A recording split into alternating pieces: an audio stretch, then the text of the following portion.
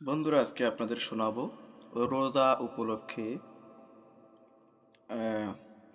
কয়েকজনকার কণ্ঠে আপনাদের কিছু বলবো, তো আপনারা শুনবেন। তো সর্বপ্রথম কি বলছে ডক্টর জাকির নায়েক। বিসমিল্লাহির রহমানির রহিম। I love you. বন্ধুরা, আপনারা সবাই রোজা রাখবেন। রমজান মাস হচ্ছে একটা পবিত্র মাস। এটা হচ্ছে রহমতের মাস।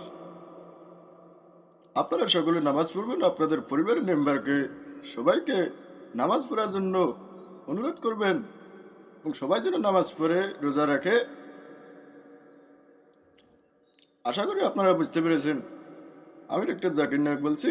আমি কোনোদিন মিথ্যা বলি না। আমি মিথ্যা বলি নাই। ডক্টর জাকির এভাবে বলছে।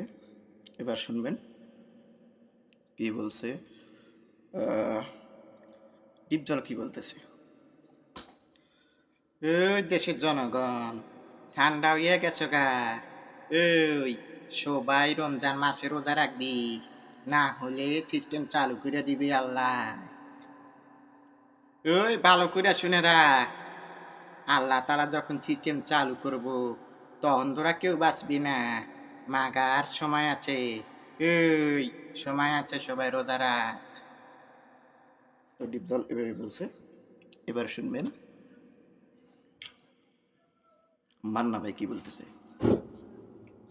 আরে হ্যাঁ হ্যাঁ, আপনারা সবাই রোজা রাখবেন। আর আমার অনুরোধ, আপনারা আপনারা সবাই রোজা রাখবেন। আর আমার জন্য সবাই দোয়া করবেন। হ্যাঁ হ্যাঁ, আমি সত্যি কইতাছি। মান্না ভাই এভাবে বলছে। এবার শুনবেন মিশা সওদাগর কি বলছে। আরে ওই দেশের জনগণ, তোমরা ঠান্ডা হইও না, সবাই রোজা রাখো আর আল্লাহর পাকের কথা এবং হুকুম আহকাম সবাই মাথায় রাখো।